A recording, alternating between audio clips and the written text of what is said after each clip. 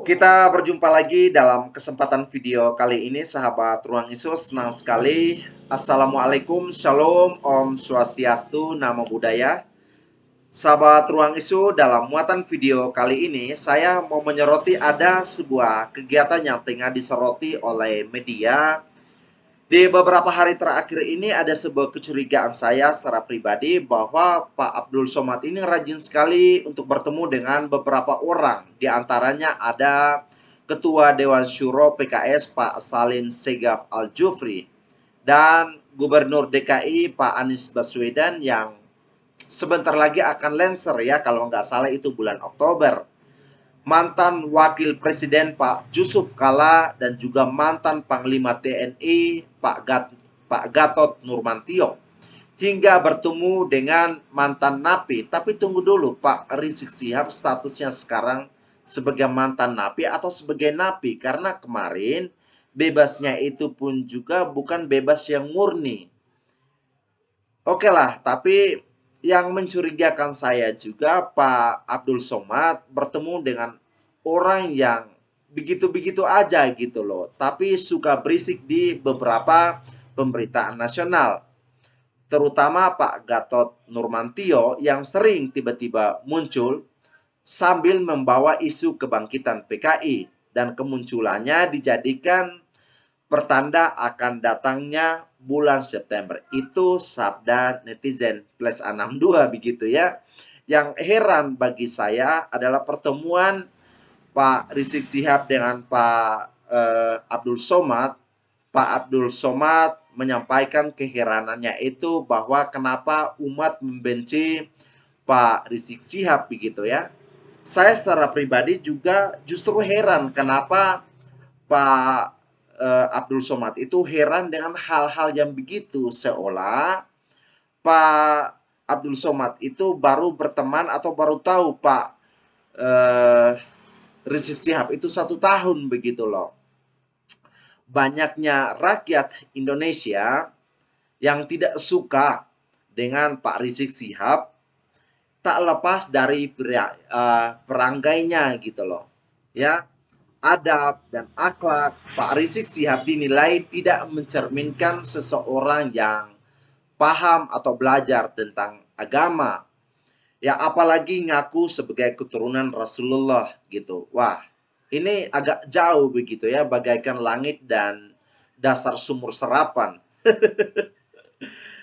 Ya, caci maki dan hinaan serta kata-kata kotor yang seringkali ya mulus sekali meluncur dari mulutnya Pak Rizik Sihab begitu loh. Ya, membuatnya sebagai public enemy sehingga banyak dibenci oleh masyarakat. Dan statement berikutnya, lebih tepatnya pertanyaan dari Abdul Somad, memang negara sudah dirugikan beberapa miliar oleh Rizik Sihab sehingga harus dipenjarakan.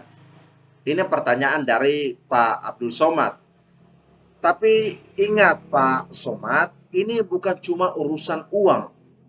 Kalau cuma sekedar uang, rakyat Indonesia sudah makmur. Buktinya duit sumbangan buat beli kapal selam yang sampai sekarang entah kemana, nggak ada tuh yang ribut suruh belikan. Saking ikhlasnya masyarakat Indonesia, meskipun uang donasi mereka sampai saat ini belum terwujud sebuah kapal selam. Apakah mereka merasa rugi? Enggak. Karena penyumbang itu mereka merasa telah menyumbang kepada orang yang membutuhkan, yang berhak mendapatkan. Jadi bukan masalah uang ya Pak Somad, ini masalah moral. Seorang yang ngakunya penceramah, disanjung-sanjung, dijadikan imam jumbo, katanya cucu Rasulullah, tapi malah berbohong yang berpotensi membahayakan nyawa orang lain. Itulah kenapa di penjara bukan soal materi yang melulu ada di pikiranmu Pak Somad. Masalah nyawa yang bisa saja hilang kalau tertular COVID yang diakibatkan terlalu nekat dengan seseorang yang menyembunyikan statusnya dengan bilang dia baik-baik saja. Dan harusnya Pak Rizik ini nggak pernah merasa bersalah. Pak Rizik ini merasa tidak bersalah dengan kelakuannya, merasa selalu benar dan selalu merasa dizolimi. Ini aneh. Nah, yang lebih anehnya lagi, ya, lebih konyolnya lagi, pernyataan Pak Abdul Somad sok jadi orang yang paling kenal dengan Tuhan.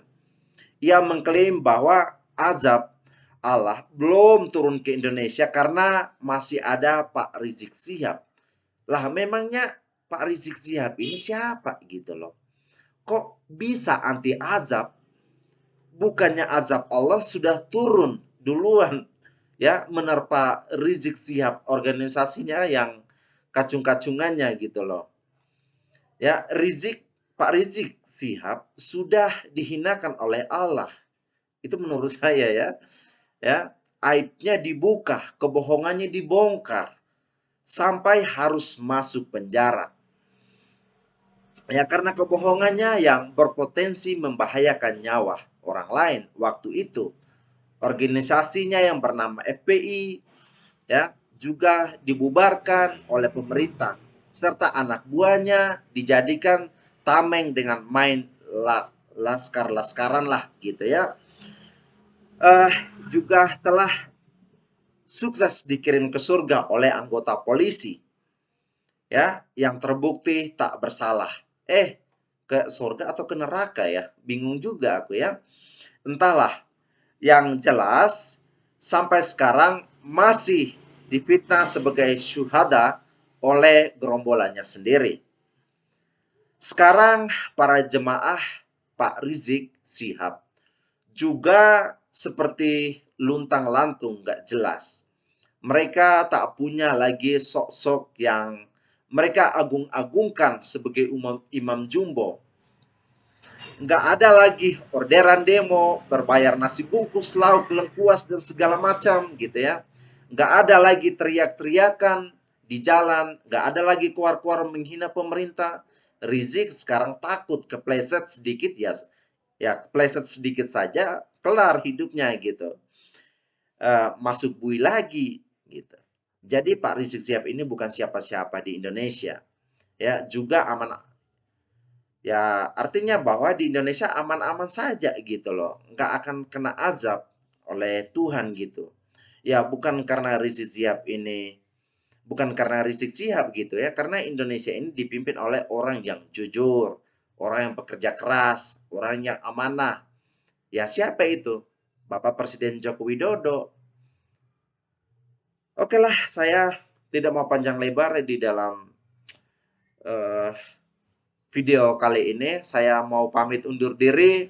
Terima kasih semua sahabat Ruang Isu sudah menonton video ini sampai selesai. Jangan lupa like, komen, dan subscribe supaya tetap ikuti video-video terbaru lainnya di channel YouTube Ruang Isu. Salam NKRI.